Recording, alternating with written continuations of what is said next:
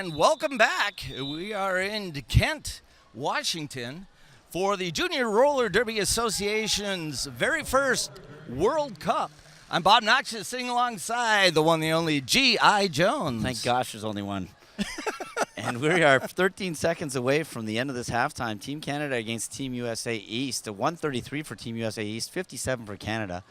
And that 133, as we should mention, a lot of it, or the big jump due to a 29-point jam at the very end of the game by Team USA. That was definitely, yes, that first half ended on a big scoring rush for them. Mind you, Canada picked up 2 on that, which is better than 0. Yep.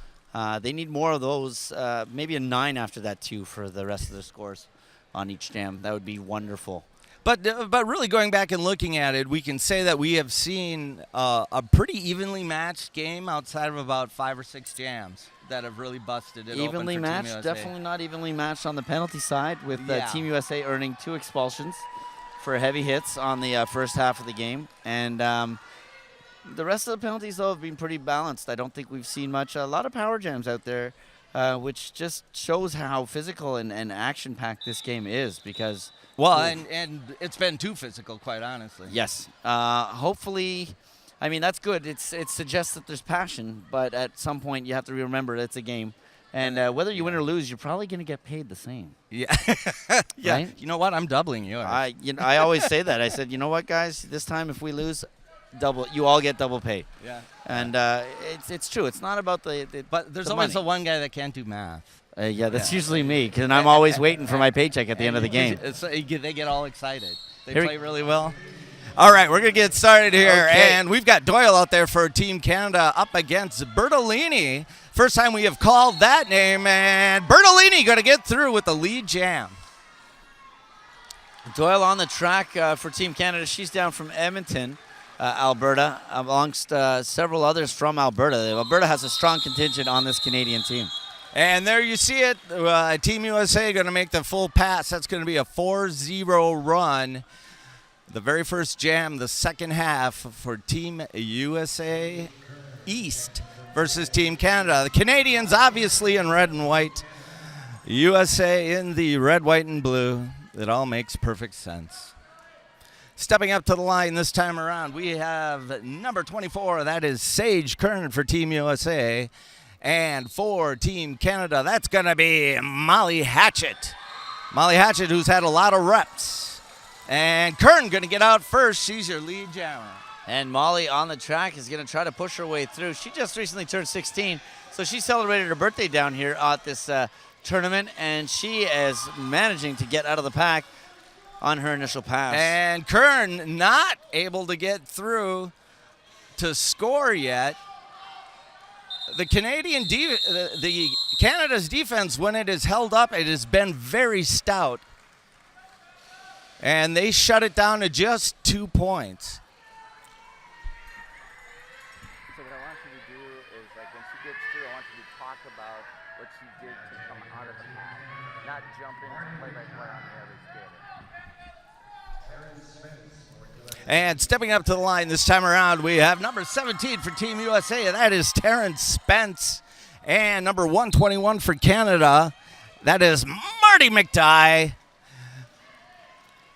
And both of them caught in the pack. McDye getting harassed at the very back by a 2-wall. As we see the jammer for Team USA drop, but find an opening on the outside. And there you see it. Terrence Spence is your lead jammer.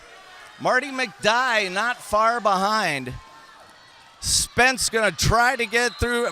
Frankenherder, Jamie's got a gun. She squeezes through. Whoa!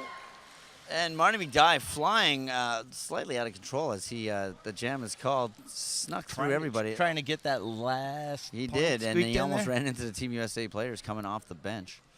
It was an interesting little jam there. Both players were down at one point, and then Team USA managed to get up and Spence, a nice job. She was actually trapped on her own players. And number 4, El Skeletto out there right now up against number 19. That is Dominic Bertolini. Bertolini hitting a tough wall up at the front with Team Canada. And you can see Bertolini duking it out. She's gonna get it. There's gonna be a nice takedown. Nothing called yet. Oh no. And now we get a cut track on El Skeletto at the back. No calls on anything going on up front. Bertolini. What happened there, Jones? She just stepped right around that other team, and the inside line. The inside line is that key component as a blocking wall that you got to keep your eye on. There it is again. Absolutely. Shortest way around the track. That will bite you every time. And Bertolini just literally walking through the inside line for full scoring passes for 10 points. And Canadian defense got to make her work harder for those. The juniors have that skill. I don't know where they've acquired it, but they can step very well around opposing teams and stay on the track and not fall in. I think Bertolini had ninja skills. I don't think could have been ninja skills. Didn't hear her see her coming. And Sage Kern out on the line, jamming now on a power start as Skeletto waits in the penalty box. And Kern going to get taken down to the floor, gets back up, and Kern going to be the lead jammer. Skeletto out in a hurry is attempting a star pass. It's going to be an illegal procedure, I believe. I think it was a back block, actually, because as he leaned in to hand it over, he actually ran into the back of the opposing team. But look at this. We have ourselves a low block being called on Sage Kern, so she's also going to go to the box. So we're going to get a little jammer dozy-do. The blocker's going to have probably about 10 seconds to take a breath, shake hands. The star pass was not complete, so Skeletto is still the jammer. And he can try it again if he wants, or he can give her and try to get through, which he does. I think he just decided to take it. And he does a nice job of shooting up the inside of that track. Skeletto, again, very patient skater. But he's got that extra step, that very quick start that serves him so well for these short bursts. Right now, though, he's got a 4-wall. A 3-wall, a 2-wall, a 1-wall, and there you go. He is through. No lead on this because both jammers have received penalties. That was his first scoring pass through the pack. Same thing with Sage Kern. She's actually just did a star pass off to number 1916, Chloe Reed, who is now scoring and picking up 5 points. Yeah, Reed, nice form, very low to the ground. Very low center of gravity, going to be very difficult to bring down. Looks like she's got a lot of footwork in there, too. And Reed's going to put up 4 points. 5. She lapped El Skeletto, so the 5th point goes to Reed. Reed once again to the outside, then cuts back through the inside of the pack. Not a lot of resistance that time. Penalty called. There was a star pass done and a illegal procedure called on Shelly Helly. I believe Shelly Helly did not. Okay, so the star pass was an incomplete star pass. El Skeletto still in the penalty box once again, has jammer once again. And we've got number 7 out there, Haley Dubinsky. Yep, Dubinsky. On her own, on a power jam. And they line up at the pivot line. Dubinsky given a chance to take a run at them unabated. Little surprised by that. That's a great... Oh, there we go. They're going to pull aside. She let just her did take a twirl move. Did you see that? And then she is leveled. She almost put her arms out like a figure skater as she went through the pack on that last pass. Goldie Lex, who has just been brutal, brutalizes Dubinsky on that last pass. Dubinsky now going to turn around backward. Oh, she almost doesn't see. These backwards moves that these kids do these days. That was ruthless, trying to come up on her. There's Dubinsky into the pack again, getting hit hard by Lex. The star is off Skeletto's head as if he was going to pass it, but he does not pass it to Molly Hatchet. He keeps it in his hand, makes it through the pack.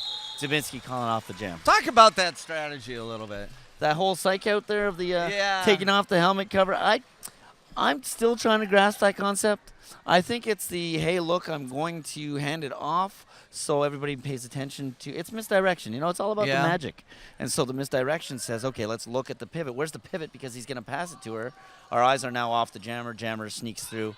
We're seeing a lot of that in the adult game. Yes, and the panty pass, the helmet cover pass, star pass, as it's called legitimately, is a more popular thing in the last, I don't want to say 6 to 12 months. It's definitely come out, and especially with that Victorian video that came out. And we're back to the track right now. It looks like we've got Emsky Hammer as well as Dominique Bertolini. And Emsky Hammer. She had a little bit of an assist there from Dubinsky as she gave her a pop in the back and actually ended up pushing her through. So Dubinsky helps her out with the leverage. We got a star pass, so from Dubinsky to number 17, Terrence Spence. I was saying Dubinsky. I actually had Terrence Spence as the one that was the pivot that popped her through. I looked at the 7, miscalled it. So, yes, Terrence Spence with the star now for Team USA. Emsky Hammer still out there with the helmet cover on her helmet. Everything comes to a very slow crawl, not what Emsky Hammer wants when she comes up on a 4-wall. The Canadian blockers focused on Spence right now are not going to be able to run any interference for her as we see Spence get through the pack, but not without emptying the gas tank to do it. Yeah, Emsky Hammer's gas tank was also empty, and so she called it off before Spence could do anything. That was an interesting situation where Emsky Hammer was popping a wall and not able to get through, but Spence actually came in behind her to hit her kind of laterally, but it ended up pushing her past the last blocker that she needed, and she got lead. That's we all get by with a little help from our friends. Marty McDye going to step up to the jammer line, as is Madison Warren. And Madison Warren's going to find a little space on the inside. What's that, the inside line once again? Yeah, not covered well by Canada in turn number 1. And McDye through now.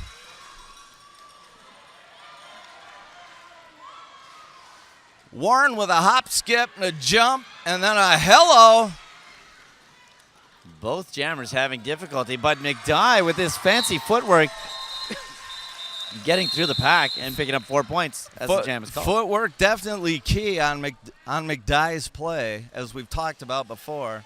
4 points, though, however, going to Madison Warren on that pass as well.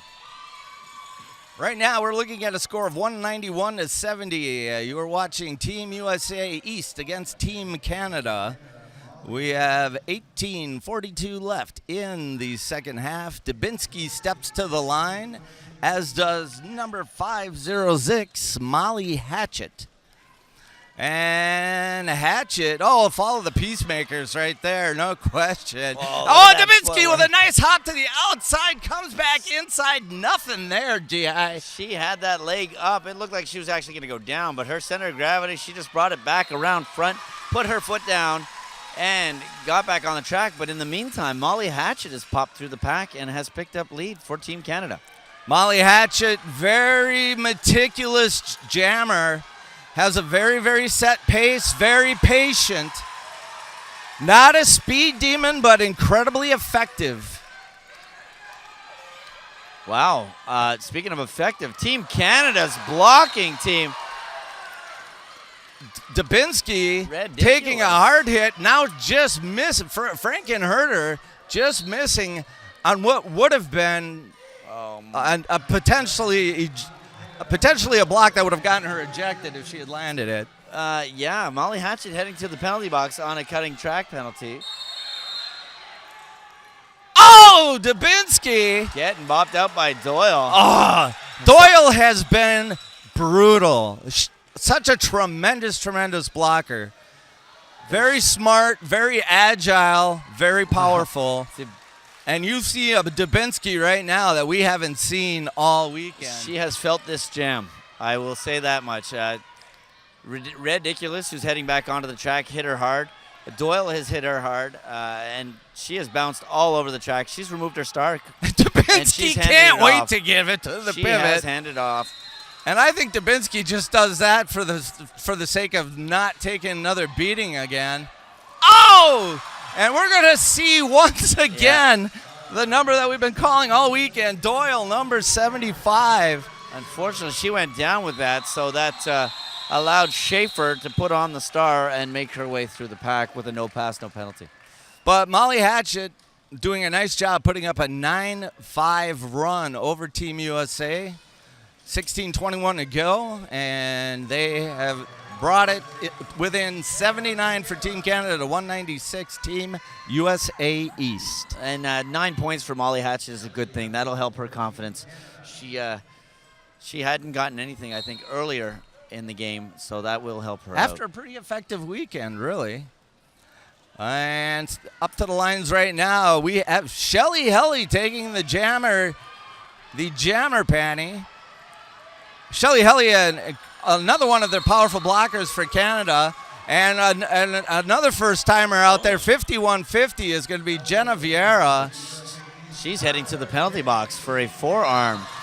So Shelly Helly, lead was given, but lead was pulled back when the penalty was issued. So Shelly Helly with lead for Team Canada out there on a power jam now.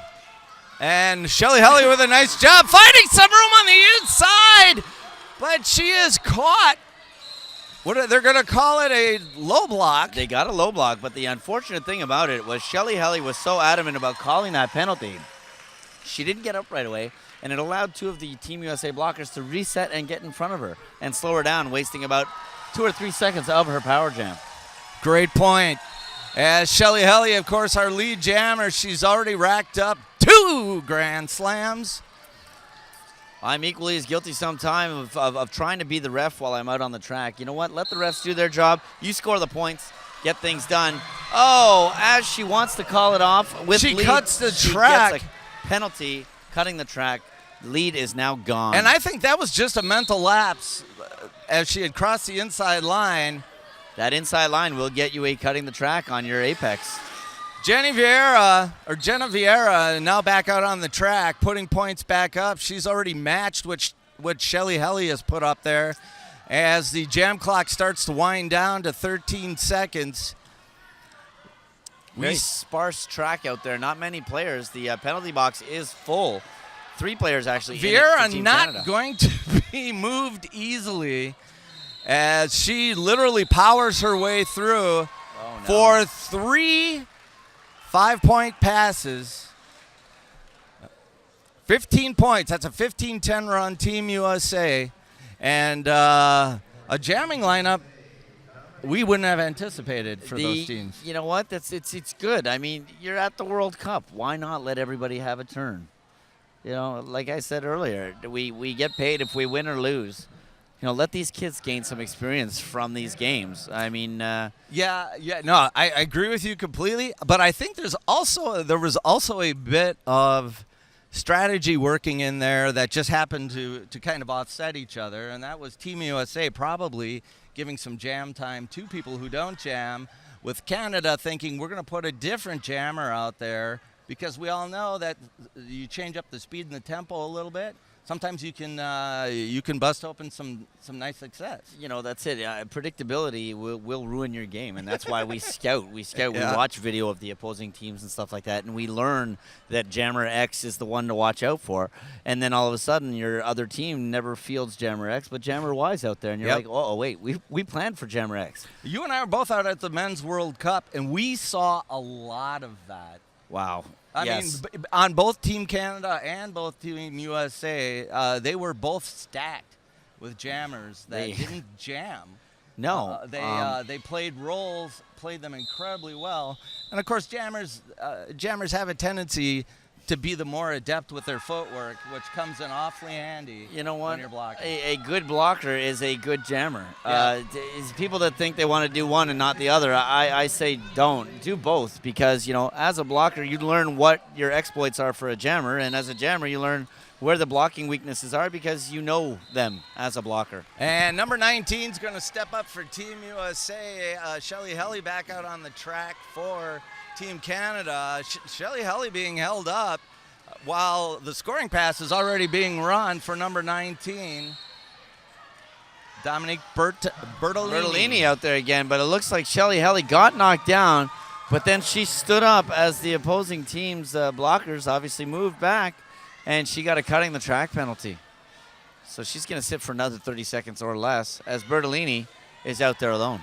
Bertolini, nice job finding some room on the outside.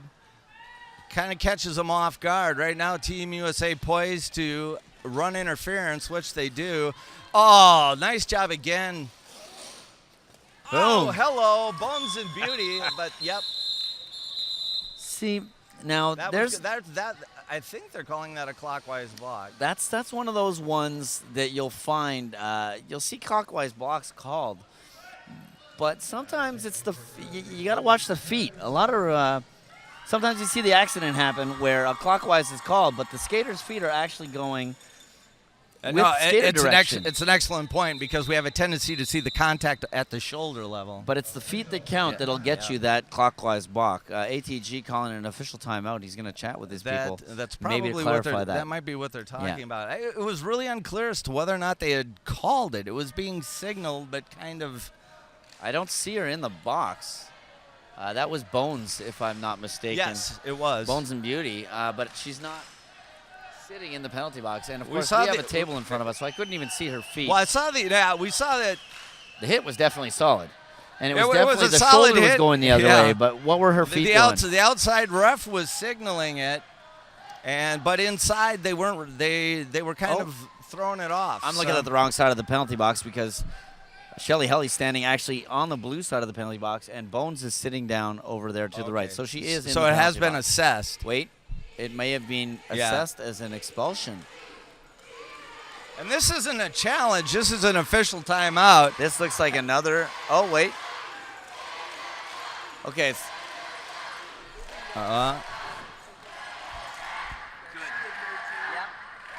Wow, look at that. So I should become a ref. You are a smart man. I should become a ref. That is exactly what happened. They removed that blocker from the penalty box because her skates were actually going in the correct direction when she hit that hit. So it got called from the outside. The inside correct was kind of shaking off the call as the jam came. The jam had come to a halt anyway, so they go back and they correct it. You know what? Because you know why? Because G.I. Jones. Because they heard me. Yeah. Yeah, right. He's probably got an earpiece. You know what? ATG, very responsible ref. Instead of just letting it go, you know what? He's going to take his crew in and say, guys, we made a mistake. Let's admit it. Let's get that out of there. And back on the track, we've got Terrence Spence. Ooh. And Terrence Spence going to get a little hello from Doyle, but that's it. She's gone, and she'll be your lead jammer. Shelly Helly right now wishing she could probably shed that star as penalties have kept her in the penalty box. But Spence going to call it off, and we're going to get a 1 point my for depth Team perception's USA. going. That's a 1-0 run. That I'm like, is that two? That was fast and furious, too. It was like, a 30-second jam, if that. And we've not seen many of those. No, they've actually gone almost their full length every time. Watching the skaters position themselves over by the pivot line and getting ready for these jammers. Team USA East at this point having blown the score wide open, 225-89 over Team Canada. El Skeletto out there right now, as is Mackenzie Chesko. Mackenzie Chesko, first time we've called her name jamming today. That's true. In fact, maybe the first time she's jammed this weekend. Doing a nice job of getting lead. We know El Skeletto well and what he can do. Goldilocks out there. Oh. Goldilocks relentless. Hits her on the inside of the track, follows her to the outside of the track. As the whistles are being blown. Yeah. That was a kind of an iffy one. It was getting close. They're definitely getting more passionate as we go. I mean, we've got 10.5 minutes left in this game, and although right now Dubinsky having a little conversation. I can't read the number of who's Jamie's in front. got a gun? Yeah, they're laughing. She was tugging on her shirt. You know what? I saw that earlier in the last game with Australia and USA. The camaraderie, shaking hands, hugging on the line. That's we're all human. Yeah. Well, at least I've been told that. The genetic results haven't come back yet. My ex might, of course, debate that. Yeah. And as we see Dubinsky one more time, Haley Dubinsky, who has just been an incredible, incredible talent that we've gotten to see all weekend. Featherweight with 1,000 pounds behind her. Look at that jump off of that apex. That's a perfect description. Right now, Molly Hatchett having a much tougher time of it. Again, Molly really a very... Oh, no. Up. She's got to get a track cut. That's going to confuse her. You can see the look on her eyes about that track cut. Wow, Look at the Walinda in that girl. Doing a little bit of matrix action there. Oh, no. I can't stand on one foot. I don't know how she did that. She's still on the track and through. She's got the whole track to herself. Yes, she does. Dubinsky just kind of... Oh, look at that! She's going to turn on the jets. Air Dubinsky hits the landing strip. Wow. And nice apex jump. It's a good thing they turned off the air conditioning in here. With her weight, had there been a gust of wind, she could have gotten taken over to track 2. How did you describe her? Say that again. A lightweight with 1,000 pounds in her back pocket, something like that. Yeah. I mean, she that is takes the hits and stays up. And she hits like that. She does. That's the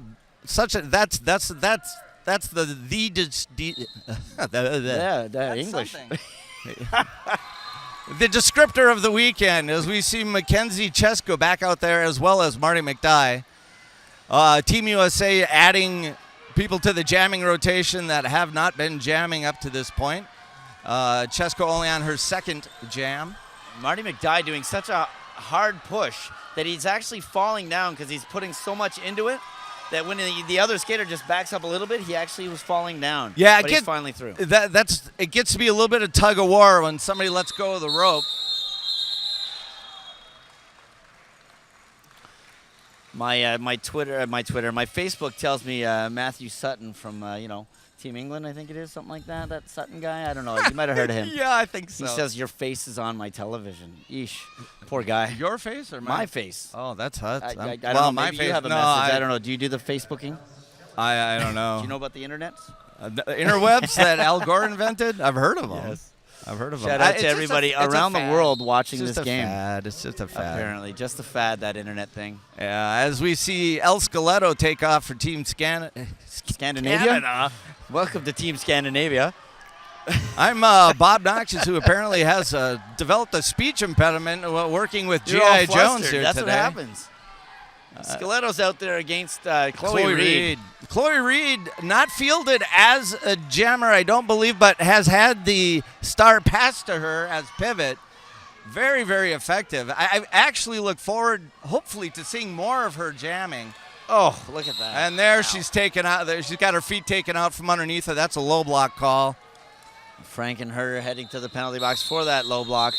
El Skeleto coming around, but getting locked down by Chloe Reed before he can get any points. And we are down to 6:37 remaining. Team Canada, obviously, I would think, in the white and red. Team USA in the red, white, and blue. It's amazing how that all works out. It's almost as if it's their country's colors. I know. It must be almost like it's planned. And we're going to see Madison Warren up against Doyle. Look at that. That's Doyle out there jamming for the first time and getting lead as she pops out. Doyle, who prolific blocker for Team Canada. Let's see what she can showing do as a us jammer. that she's got a lot of speed. We know she's got a lot of power. And nice cut to the inside. That right there, although she's not really able to make much of it, she calls off the jam. But, you know, you could just tell from her blocking stance, she totally leveraged that hit. She counter-blocked. She was heading to the outside, and I'm like, oh, that's a mistake. And then I went, oh, no, wait, it's Doyle. Yeah. So, but she picked up 1 point on that and locked out the USA on that last jam. Lined up right now, we have Samantha Schaefer. Up and again. Molly Hatchett. That 5 seconds was like 5.5, and Molly almost actually touched. And we see Samantha Schaefer. She's through quite easily. She's off to the races. Molly Hatchett. Oh! They're going to call that a low block. And from our angle, it was really hard to tell. It was impossible to see who initiated the contact.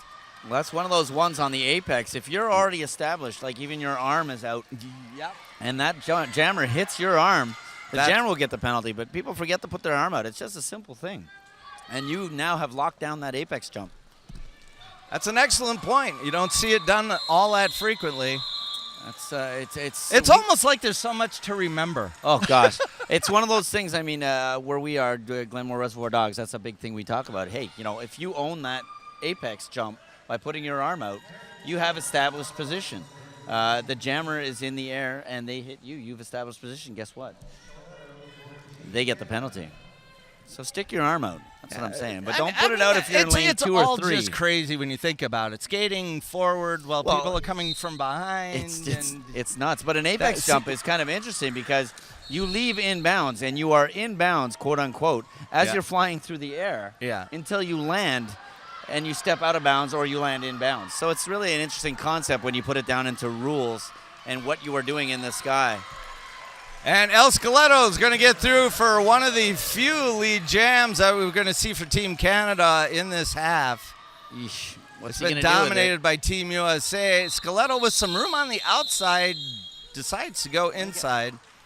Oh, so Skeletto picked up 1 point on that and 1-7. Terrence Spence actually got a back block, so that's going to put Team Canada on a power jam. But guess what? I think they were challenging it and didn't realize that the penalty was going because an official review is being requested by Team Canada. I think you are correct. Can you do a no? I didn't mean that when you call an official review. No mulligans is. I believe they took that out of the rules. Yeah, do-overs. Oh, official review. Oh wait, no. Yeah, back in 2004, I think we had do-overs, but every league made their own rules. So. Oh wow, that must have been interesting. That's like that Renegade League, isn't there? Isn't there a league no, that's something like where they have ninja swords and stuff during the game. I could be wrong. I could have made that up. I don't know. Chainsaws and ninja swords. I think you've misinterpreted it just maybe a little bit. That's not Rule 5.7.2.1.3 Renegade leagues will play either Renegade rules or anybody else's rules, but rule sets, my friends. They are not death challenges. I shouldn't say that. Some of them probably is no rule derby out there somewhere. I don't want to know. I don't want to know. It's kind of like backyard wrestling. I don't want to see some kid throw his brother off the top of his house onto a table. We don't need. Are you saying we should? Will you stop? Just stop and stop it.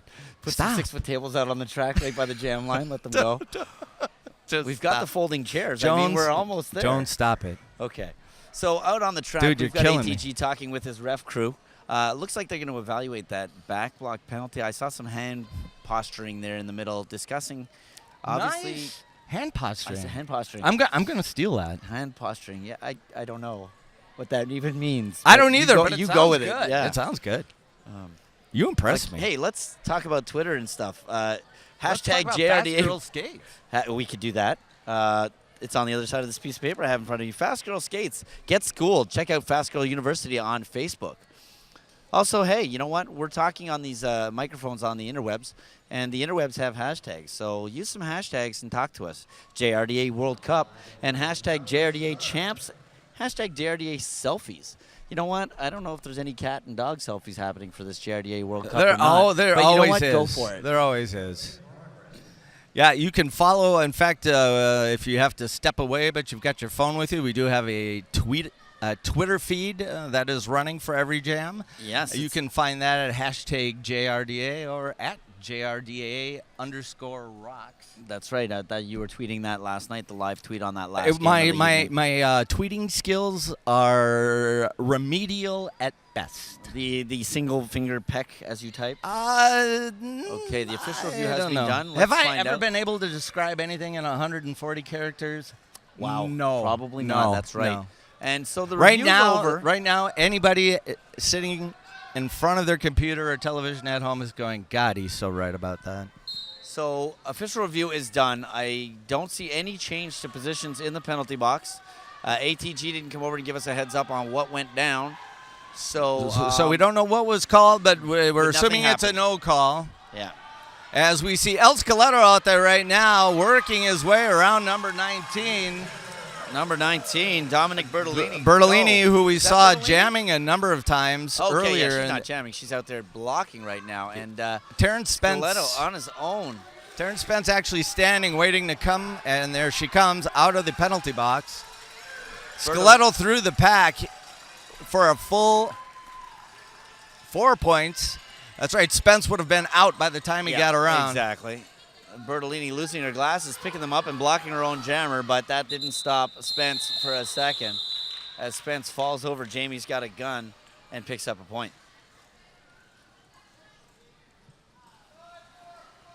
And we're going to see Doyle line up again. The crowd's now cheering 5 more points. 5 more points. And we're going to see Samantha Schaefer out there again, I believe. The Team USA numbers are really cool, but they're huge. And so sometimes they wrap around the body. You can't see the entire number. Yes, from our angle, it's having a hard time. So it is not Spence. It is Mackenzie Chesko. There's another number around the other side. Yes, that's right. Oh, and look Doyle. at that. Listen to the crowd as Doyle gets her second lead jam. And we're going to see Chesko sent off to the penalty box for a cut track. So this is all Canada all the way. 1 minute and 40 seconds left in this game. I'm thinking the crowd's kind of a little excited because of the fact that we're at 95 points for Team Canada, and they are about to crack the 100 mark. And there's Doyle. She's all the way through. That ought to be a grand slam. Boom. It is. 100 points for Team Canada. They've hit 100 points. Oh, look at that, Doyle. Nice little quick step. She turns around, pirouette. Oh! It's going to be a cut. She Yeah. dragged that foot. Yep. In the midst of her spin, she drags that foot across the inside line. She gets the track cut. As she was trying to double up on grand slams, Chesko out of the penalty box and now approaching. So looking at the clock, this is going to be key. No lead jam. So the jam's going to go its full time. And I believe there will be maybe 5 seconds left. Yeah, we have when a 5 that jam happens. So it'll look be for some interesting to timeouts. see if Canada takes a timeout just to get one more in. Chesko is going to get a grand slam. And you know what the crowd wants. And Chesko going to come up again. They run a little opening for her on the inside. They decide to pull back for the split pack. Chesko falls. Right now they're all within play. Look at that. There's Lex again. Goldie Lex knocking Chesko out. Lex has just been a menace. Chesko's going to get knocked to the inside. Lex again. And the jam's going to come to an end. And 3, 2, 1, 0. no, there's still 1 second on the. Well, there was. Nope, No, they're going to say the hearing time. that whistle. Apparently there was not a timeout taken. Obviously not one actually needed, but it gets done. So our unofficial final is 282 USA East, Team Canada 104. And in a game that in the first half was actually quite close, but with Team USA breaking it open in the second half. And I think when we take a look at this and you break this down, a lot of it was simply penalty trouble and depth potentially at the jamming position. I can't even put my finger on like what, because nothing went wrong. That's definitely the case. It's definitely nothing went wrong. It's just every jam, the U.S. was picking up more points than Canada. I think the offensive blocking was a little more consistent. Canada's defense is very, very good, but Team USA really primed to know when to rush to either help their jammer or to even just positionally block to leave the inside lane open a little bit. It's fairly obvious. I would almost say that they play together more often. Team Canada, obviously from all across Canada, not an east or a west. They are fully east to west. That's a good point. Montreal Junior Roller Derby are here, all the way to Terminal City and I believe Vancouver's Roller Derby group. Yeah. So that's most a big, definitely. we got a big country up there. Yep. If you've looked at the map lately. Yeah, I've been there. And when you get outside of the city, there's a lot of land.